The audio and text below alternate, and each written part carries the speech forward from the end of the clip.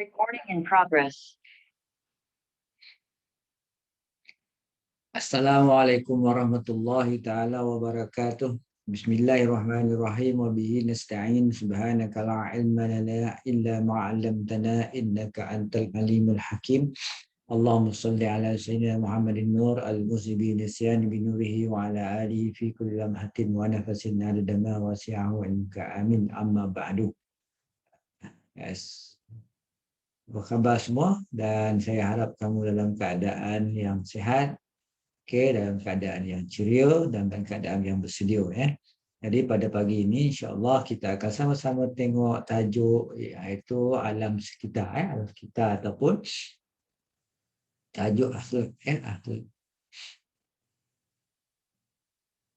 Okey, kita tengok sedikit kita punya slideshow ni.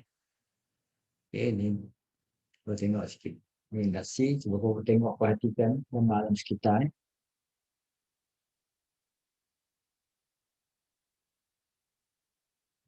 Ini suasana ketenangan. Suasana yang tenang, yang kita rasa tak ada gangguan. Ini adalah satu contoh lah, alam sekitar yang kita rasa untuk mendapatkan ketenangan. Okey.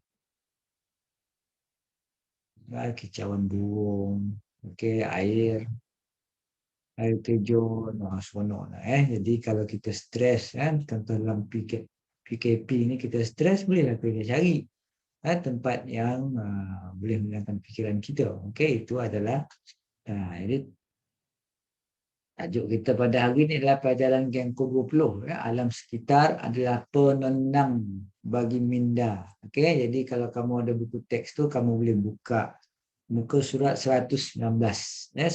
Nanti kita tengok sejak buku teks. Kita tengok sekali imbas dalam data ni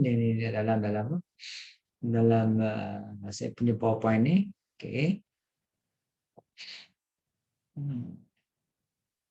Pendapat ni ada tajuk dia semua halaman dia ni kan.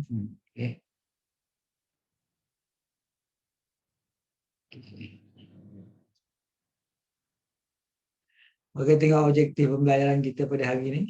Objektif yang pertama, kita nak tahu apakah dalil nakli, dalil yang datang daripada Al-Quran ataupun Sunnah tentang tuntutan menjaga alam sekitar. Penting menjaga alam sekitar.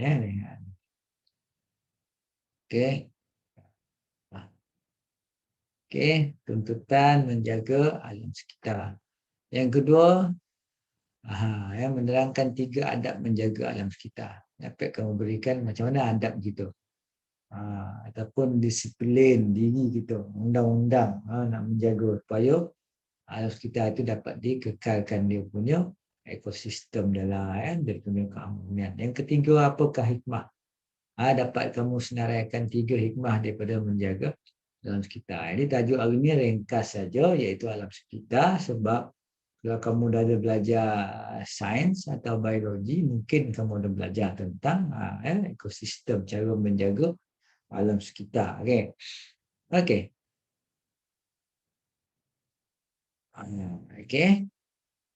Yang pertama kita tengok objektif tadi, kita nak tahu apakah dalil nakli. Dalil nakli maksudnya tuntutan daripada syariat kita supaya menjaga. Apa tuntutan dia? Memang ada kat Allah SWT menyuruh kita menjaga alam sekitar ni.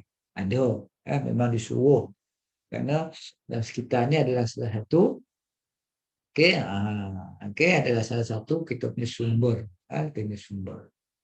Yang pertama dalil daripada Al-Quran, lahu ma fis samawati wa ma fil ardi. Surah Al-Hajj. A'udzubillahi minasyaitonir rajim. Lahu ma fis samawati wa ma fil ardi wa innallaha lahuwal ghaniyyul hamid. Segala yang ada di langit dan di bumi ialah kepunyaannya. Ni kepunyaan Allah. Innallaha wa innallaha lahuwal ghaniyyul hamid.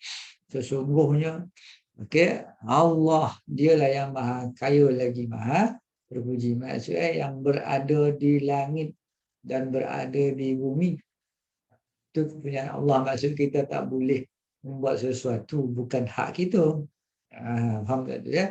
Yang disuruh adalah kita menjaga. Itu sebablah Allah Ta'ala menjadikan manusia itu sebagai khalifah di muka bumi ini supaya menjaga. Sebab mereka nak hidup di bumi, maka mereka tidak boleh tidak mesti bergantung dengan cara nak dapatkan sumber daripada bumi dan langit.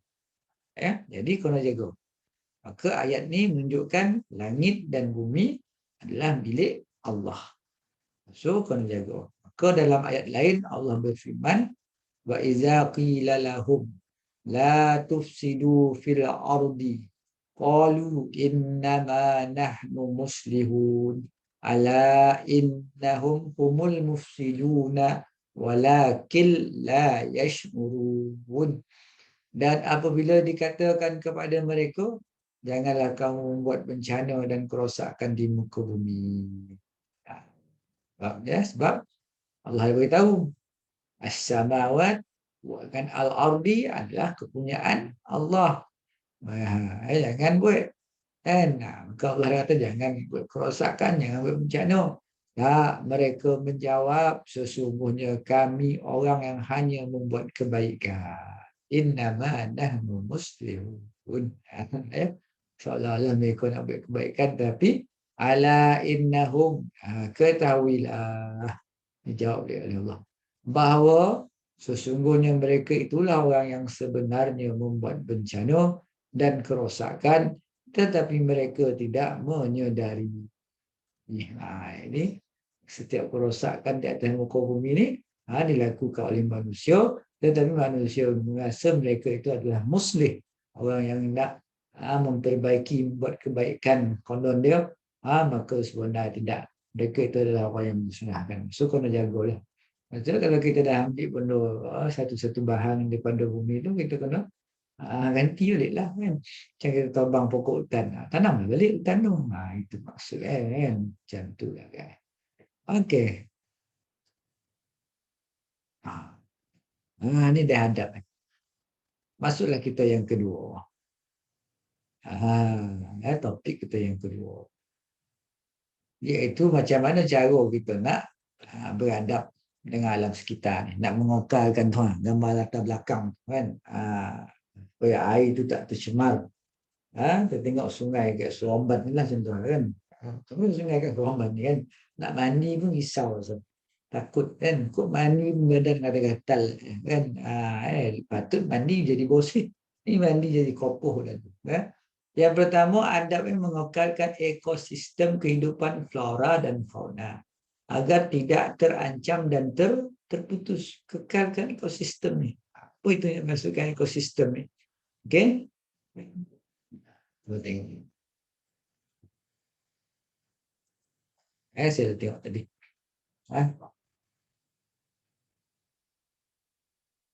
Okey. Ni dia. Ni. Hutan. Ekosistem kita. Okey. Pertanian. Okey. Ni dia.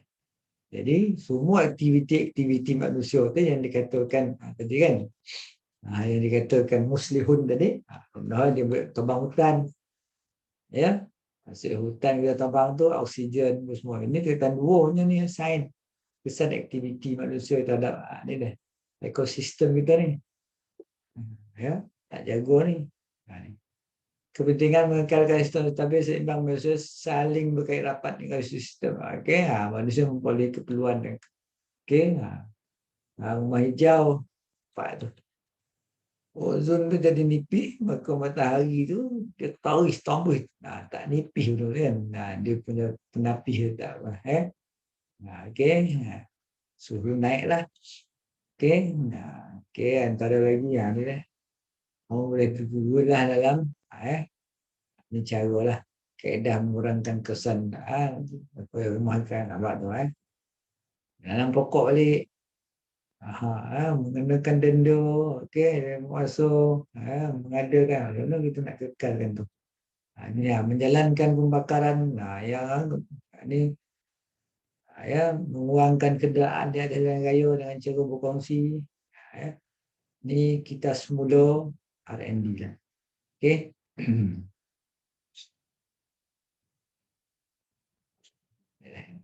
Okey, yang kedua, ni yang pertama, kita kekalkan ekosistem hidup itu. Mengekalkan, ya, jangan kita musnahkan. Yang kedua, sentiasa memelihara dan memulih. Pelihara ni asal kita kena pelihara. Biar dia maintain dia. Dan kemudian memelihara maksudnya kalau kemungkinan pokok-pokok di sini dari tuabang ke orang, maka kita kena kita kena tanam semula pokok tu. Dia katakan memelihara ni menjaga dia punya kelestarian tadi, mengekalkan tadi. Kemudian kalau rosak ni, air tercemar apa semua, maka kita kena memelihara. Apa kita nak buat supaya air ni, pokok-pokok ni kekal pada macam ni. Cara dengan tidak melakukan sebarang kerosakan seperti penanaman semula pokok bakau. Bakau ni penting kat bakau kepada kehidupan kita. Kenapa? Banyak manfaat pokok bakau ni. Walaupun kita tengok kan pokok yang macam tak ada faedah apa. Tak ya, dia penting. Penanaman pokok bakau hakisan tanah. Kemudian dia boleh mengawal tadi angin daripada laju masuk ke darat. Jadi boleh mengelakkan juga tsunami ya. Tsunami pun boleh daripada pokok bakau yang masuk air itu akan menjadi belahan bila ditahan oleh pokok bakau tu ya. Macam tu. Ini kamu boleh Google lah benda tu ya. Yang ketiga, adab yang ketiga, sentiasa kita menjaga kelestarian alam seperti menjaga kebersihan sungai. Ini penting. Sungai kita hari ni, ya Allah, Masya Allah, Tabarakallah, kan? Hari ni, ni dia. Jaga kelestarian itu mengekalkan ketulinan. Kita kena kekalkan kemampanan. Sungai tu, sekarang ni sungai kenapa? Tambah kecil kan. Sungai tambah kecil. Hari-hari tak ada air dah. Ada air pula. Allah kotor. Pencemaran. Betul lagi di pokan-pokan, di bandar-bandar sekarang kan. Orang buang tu. Sisa-sisa sampah-sampah ke dalam sungai tersebut. Sedangkan sungai itu adalah sumber kehidupan.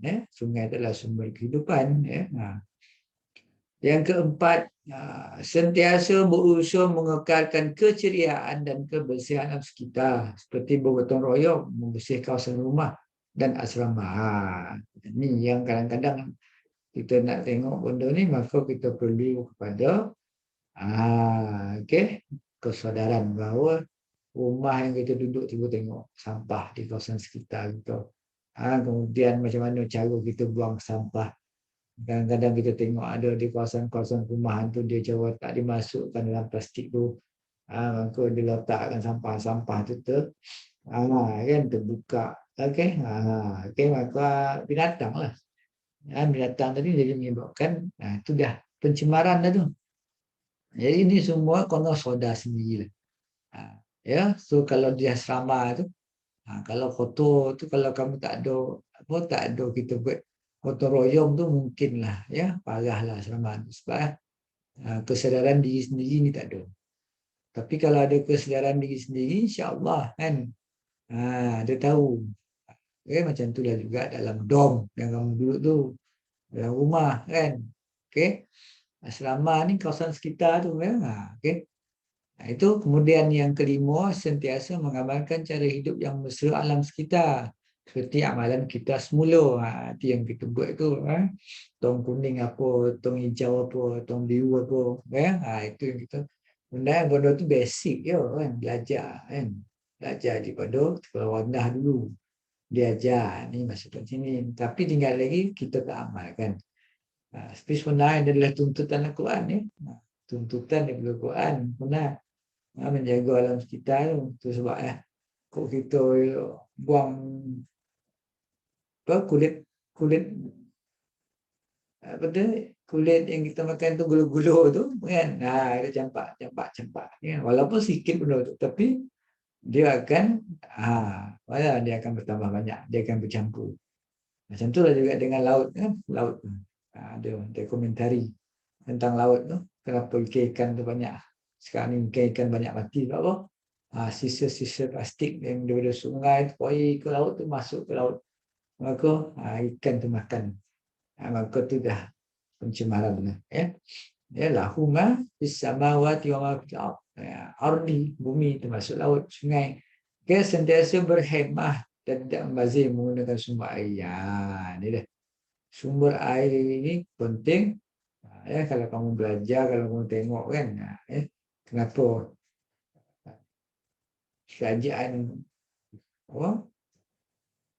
Kono kan charge kan orang yang guna air ni lah sebab antara kalau kita tak charge orang yang guna air dekat rumah tu kita tak tutup lah air kita tu memang bayar air kan. Jadi dengan ada charge penggunaan air tu maka secara tak langsung kita berjimat jangan buang air. Kalau tidak itu sebab kadang-kadang kamu duduk selama kamu buang air tu kan. Cuba tak ada air sekali. 2 hari lah selama tak ada air. Macam apa lah. Kan? Itulah keadaan. Kan? So, sumber air itu penting. Jadi, ini adalah adab. Jadi, yang pertama, ekosistem itu dikekalkan. Ini ekosistem ni, alam sekitar tu. Kalau di hutan, kalau di bandar apa dia, pembangunan nak dibuat tu, yang dimusnahkan tu, apa yang perlu ada, untuk mengelakkan banjir, mengelakkan bunuh macam-macam lah hari ini bencana-bencana alam yang menyebabkan kita. Yang kedua, memelihara dan memelihara. Yang ketiga, menjaga kelestarian. Yang keempat, mengekalkan. Yang kelima, sentiasa mesra alam kita. Yang keenam, sumber air itu yang kita mention. Okey. Apa hikmah adalah? Ini adalah yang objektif kita yang ketiga. Hikmah menjaga alam sekitar. Ini dah. Ini dah. Manusia tu kalau tak diajar dengan adab tadi, dia tak akan dapat melahirkan insan yang mencinta alam sekitar kerana menyedari tanggungjawab. Maka tu sebab mesti ada adab tu. Bila kita buat undang-undang tu, kan, kalau orang musnahkan hutan, dondo. Orang yang membazir air, charge. Orang yang tak bayar bil air, charge. Kan? So, guna apa? Ada hikmah. Ya Allah Ta'ala buat undang-undang tu. Supaya melahirkan seorang insan yang cinta alam sekitar. Kerana alam sekitar itu penting. Dan menjadi tanggungjawab yang diamanahkan. Yang kedua, dapat melapangkan fikiran dan menenangkan jiwa. Macam tadi lah. Mana tempat kita nak melapangkan tenangan jiwa. Duduk empokan menanggap sorban ni kan. Dengan bunyi horn kenderaan. Jangan bising. Maka kita punya apa? Pencemaran bunyi, pencemaran mata, pencemaran udara. Maka kalau kita dapat tempat alam sekitar yang bagus, maka dia menenangkan jiwa. Sebab tajuk kita ni, alam sekitar ni sebenarnya menenangkan jiwa. Sebab kalau kita poning-poning, pergilah ke pantai. Selalu pantai kita tengok pasir, angin, laut, semua kan. Yang ketiga, menikmati persekitaran. Hikmah. Yang bersih dan bebas daripada wabak penyakit. Kerana pembudayaan cinta. So, orang yang duduk dekat tempat kan, yang tak tercemar, kebiasaannya susah lah dapat penyakit-penyakit. Kerana udara yang mereka hidup yang sodut itu adalah daripada udara yang bersih. Yang ketiga, yang keempat, melestarikan alam sekitar. Lestari ni mengekalkan ekosistem dia, mengekalkan alam sekitar yang indah untuk dimanfaatkan. Untuk anak-anak cucu kita pula. Kan? Itu sebab zaman 80-an kemarin, jarang, banyak tak jarang lah. Orang dapat sakit-sakit muda-muda ni macam kita hari ni kan. Sebab pencemaran tak banyak lagi. Tapi hari ni macam-macam kan. Ni melestarikan, kekalkan kemampanan. Meningkatkan pendapatan kerana melaksanakan aktiviti pelancongan. Dapat meningkatkan pendapatan. Itu sebab orang yang di bandar-bandar ni bila dia setahun sekali tu dia akan pergi bercuti ke negara-negara yang kan bukan tak maju, negara tu dia kekalkan dia punya alam sekitar dia. Orang pergi ke Sabah, Sampai ke Sarawak nak tengok kan. Kan? Keindahan alam flora dan fauna. Mana nak cari tengok kalau kita duduk di bandar dah. Morning pun tak? Tengok lah. Okey, itu antara hikmah lah. Cintakan alam sekitar, insan yang lahirkan insan yang cinta kepada alam sekitar. Positif. Melapangkan fikiran kita. Kemudian yang ni dapat elak daripada wabak penyakit. Dan kemudian untuk dimanfaatkan kepada generasi yang akan datang untuk meningkatkan pendapatan kerana melaksanakan aktiviti ekonomi. Okey.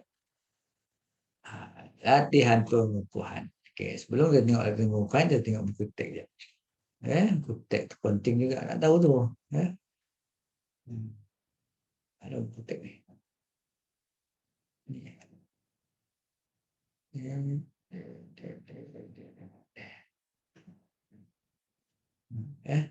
putus.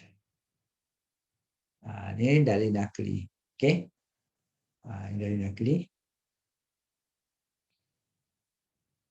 Tahulah ni.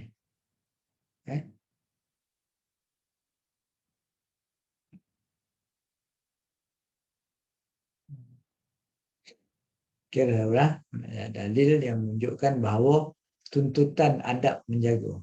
Itu ada dia kan. So, contohnya apakah dalil nakli? Iaitu Allah berfirman dalam surah Al-Hajj, segala yang ada di langit dan bumi itu kepunyaan Allah. Sesungguhnya Allah. Okey. Ini yang penting sangat kata dalam buku teks ni. Apa yang dimaksudkan dengan alam sekitar? Alam sekitar ni. Jadi tajuk dia menjaga alam sekitar, iaitu menjaga segala bonda hidup. Tak kisahlah somut pun. Yang sekocik-kocik daripada sekocik-kocik bonda hidup sampai yang sebosar-bosar bonda hidup. Jadi mesti dijaga walaupun somut, walaupun dan bukan hidup. Dan bonda yang bukan hidup, itulah pokok, batu, gunung yang terdapat di sekeliling manusia. Ini bila kita ni dalil ni apa? Semua bonda hidup, semua bonda bukan hidup adalah kepunyaan Allah. Itu yang pertama. Yang kedua, dalam spektrum ilmu, Hari Alam Sekitar Malaysia disambut. Malaysia menengok bonda ni penting. Bonda ni penting untuk kita jaga alam sekitar, untuk beri kesedaran kepada masyarakat. Maka Hari Alam Sekitar disambut pada 21 hingga 7 Oktober setiap tahun selama seminggu bagi meningkatkan kesedaran tentang ini dah nampak ni. Ni orang tak tahu lagi ni. Kan orang menceroboh hutan yang kita tengok. Kalau kita Google kan pencemaran alam sekitar kan. Pencemaran pencemaran macam-macam. Pencemaran alam sekitar ni. Ni nampak ni. Apa punca pencemaran alam sekitar ni lah. Nampak ni.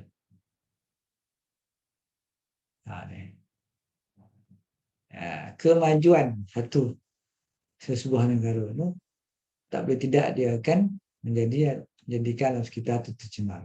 Okey. Ini dia. Ini dia. Ini definisi alam sekitar yang digunakan oleh Kamus Dewan Alam sekitar atau alam sekitar ini berdasarkan tunjuk ahli tindakan jenis-jenis alam sekitar. Okey, ini jenis-jenis. Kamu boleh Google lah. Okey. Okey. Itu penting. Yang ketiga, spektrum ilmu lagi. Ni dah. Sentiasa mengekalkan sistem kehidupan flora dan fauna agar tidak terancam. Ini alam ni. Gajah ni kan dah tak ada tempat duduk dah. Kan? Gajah tak ada tempat duduk lagi. Lagi borok, monyet pun dah tak ada tempat duduk lagi dah.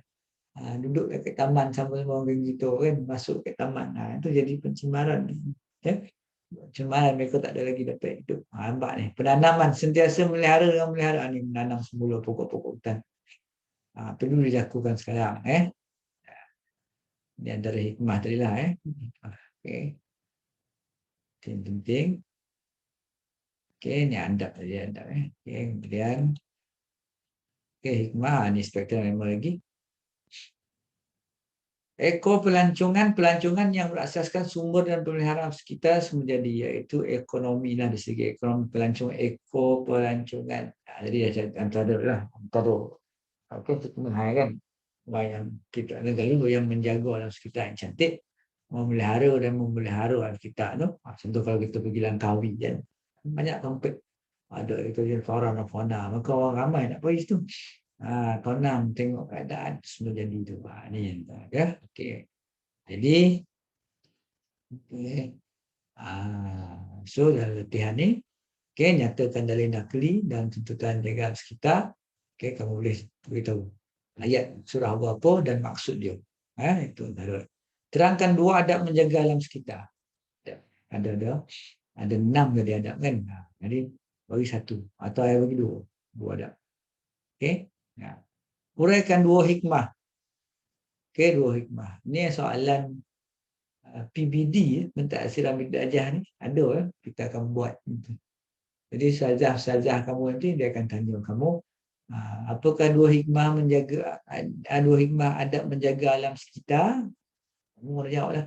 Hikmah yang pertama akan menjaga ekosistem kan, menjadikan insan yang cinta kepada kan ada. Jelaskan 2 peranan anda dalam menjaga alam sekitar. Okey, anda di sini anda sebagai pelajar. Apa peranan kamu? Ya. Bahaskan tajuk, bahaskan alam sekitar yang bersih dan terang membantu proses pembelajaran murid. Ya. Alam sekitar yang bersih dan tenang membantu proses pembelajaran murid. Sebab ada sekolah-sekolah ada dia punya landscape ni kan. Kita kalau buat cantik. Saya tak tension macam kamu lah duduk kat asrama kan. Sekolah teknik Tunku Jaafar tu. Tak balik-balik 2-3 bulan tu. Kan tak warning pun lah. Kalau tak ada padang, tak ada rumput, tak ada pokok, tengok bangunan, dia dalam penjara so kan. Ini penting apa? Jadi bahaskan tajuk alam sekitar yang bersih itu tenang dan tenang bantu proses pembelajaran. So kamu buat sokong hujah tu. Jadi saya rasa okey, takat itu saja. Okey, pembahasan kita tentang tajuk ni. Dan setelah ni kamu ada kelas tutorial dengan ustazah kamu, boleh bincang dan kamu boleh jawablah soalan-soalan yang ataupun modul soalan yang dibekalkan kepada kamu. Dan wabillahi taufiq wa hidayah. Assalamualaikum warahmatullahi taala wabarakatuh. Maaf jika ada terdapat silap.